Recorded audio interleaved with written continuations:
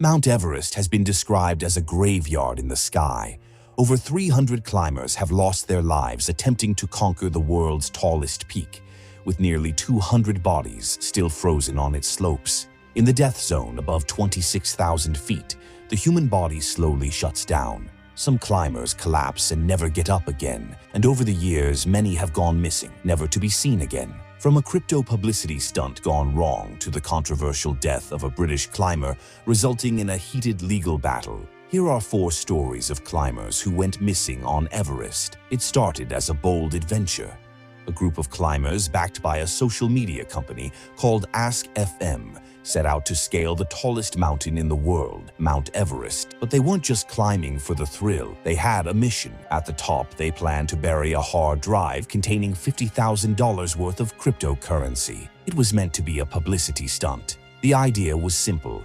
Put the tokens at the top of the world and challenge people to retrieve them. It was risky, but it was meant to grab attention. On May 14, 2018, a team of 4 climbers set off, accompanied by experienced Sherpas, including Lamboo Sherpa. Lamboo wasn't new to Everest. He had reached the summit 3 times before, guiding climbers safely through the icy slopes and treacherous weather. He knew the dangers well, but this climb felt different.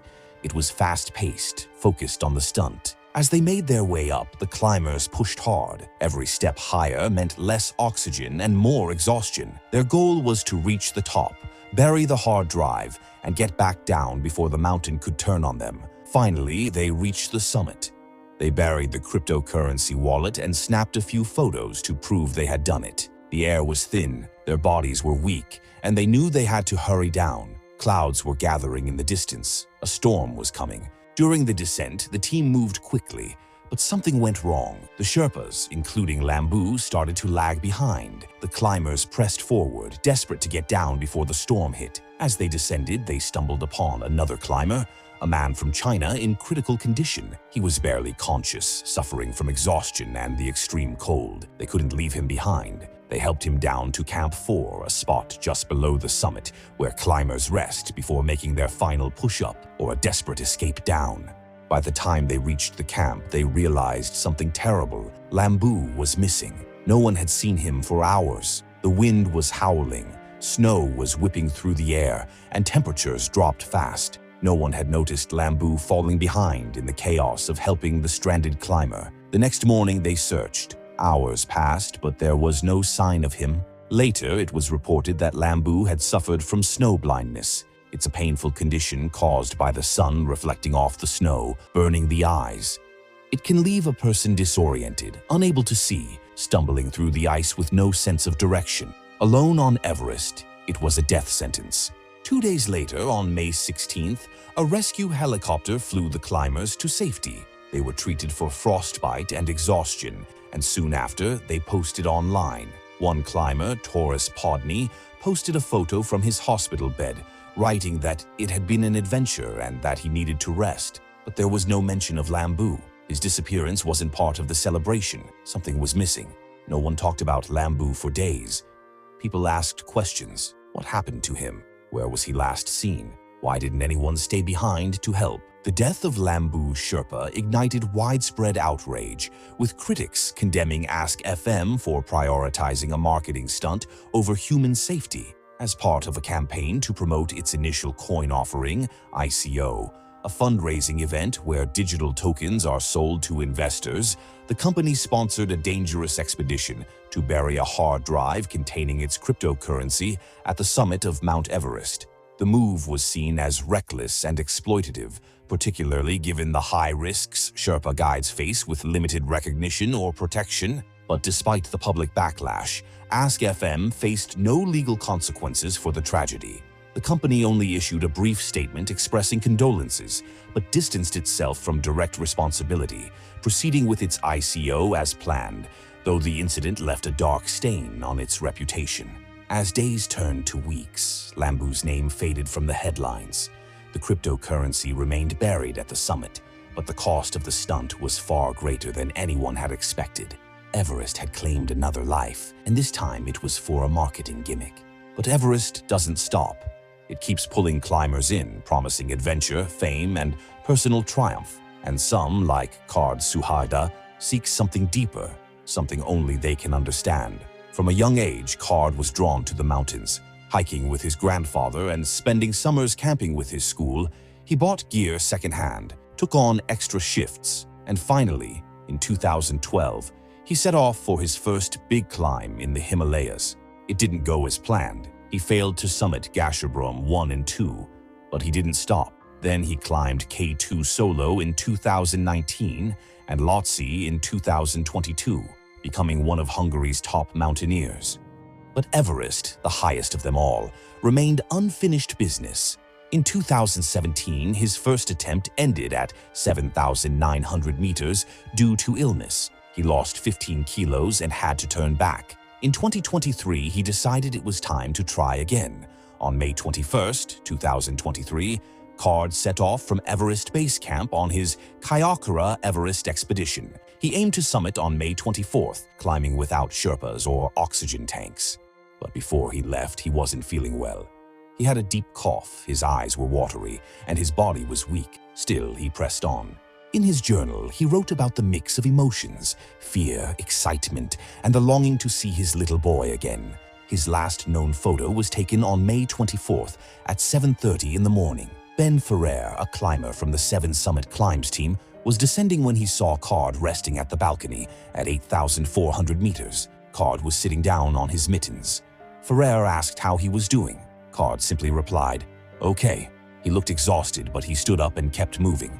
6 hours later, Kard crossed paths with Canadian climber and filmmaker Elias Saikali. It was after 4 p.m. Kard was just 20 meters below the south summit, moving painfully slow. The weather was changing. The wind picked up and darkness was closing in. Saikali knew the risks. It was too late. The summit attempt was doomed.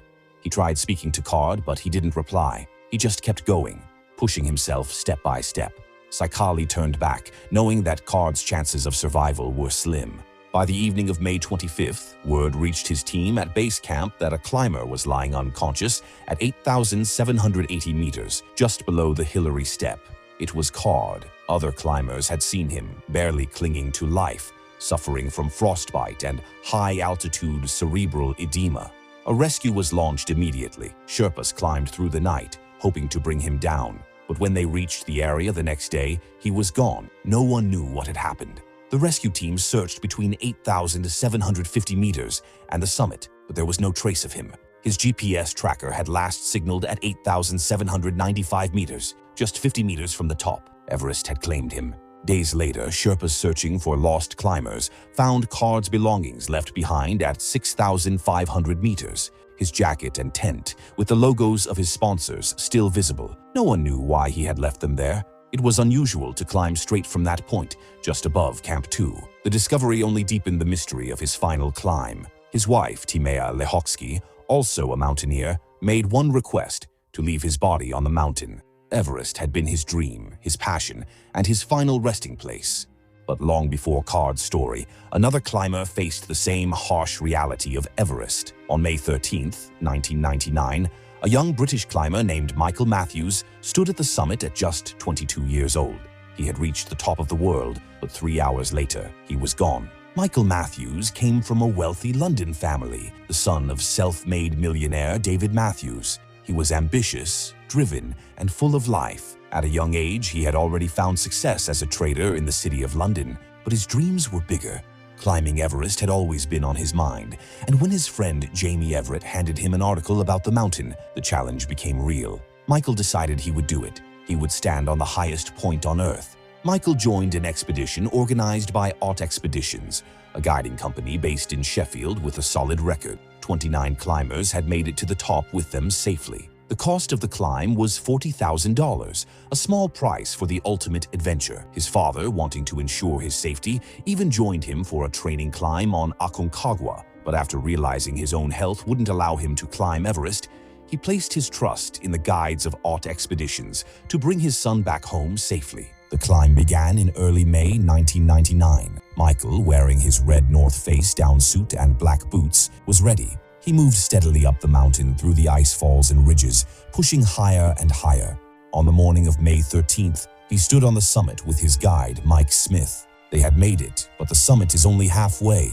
The descent is where the real danger lies. 3 hours after reaching the top, the weather changed. Gale-force winds roared in, and snow blinded the climbers.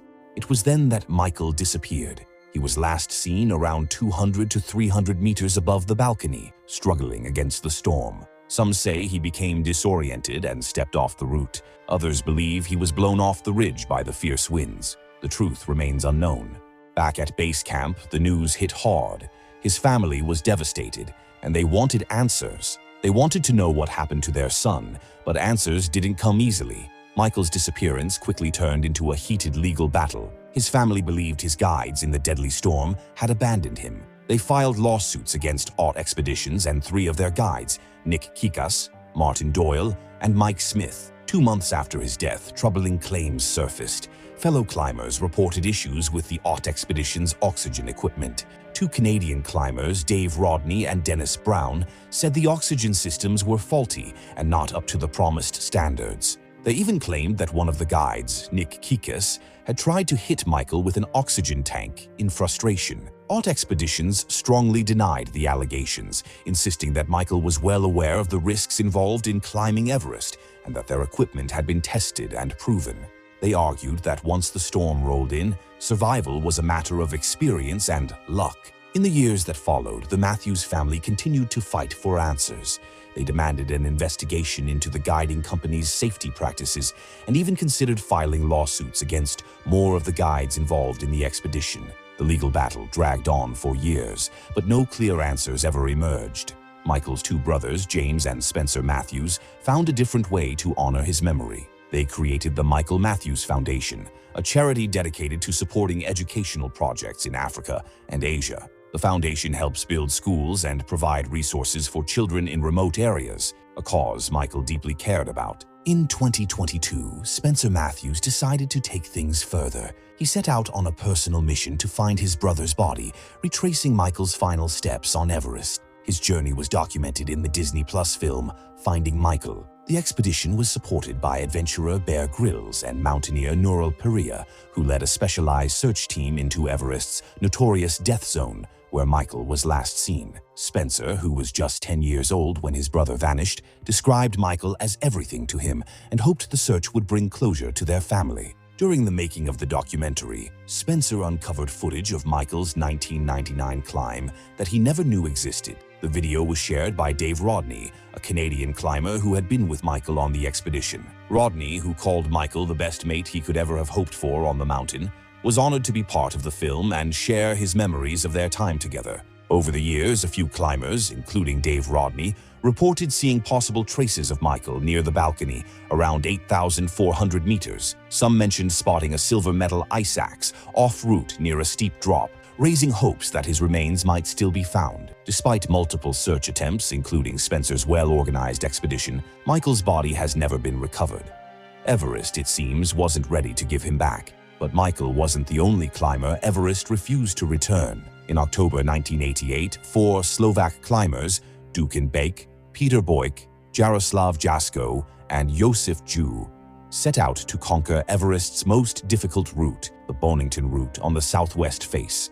Unlike other expeditions, they chose to climb in alpine style. No supplementary oxygen, no fixed ropes, and no Sherpa support. It was a bold and dangerous approach, but they believed in their strength, their skill, and each other. They arrived at Everest Base Camp in early September 1988, joined by climbers from the United States, France, and South Korea. The teams already on the mountain had fixed ropes through the dangerous Khumbu icefall, but they demanded fees to use them. The Slovaks, determined but short on money, negotiated with the French, who agreed to share their ropes, while the Americans only asked for equipment in return. The South Koreans, however, wanted something more. The Slovaks had to promise to fix ropes up to Camp 2 in exchange for access. By late September, the team was ready for acclimatization. They summited Lhotse, the 4th highest peak in the world. It was a strong start and gave them confidence for what lay ahead.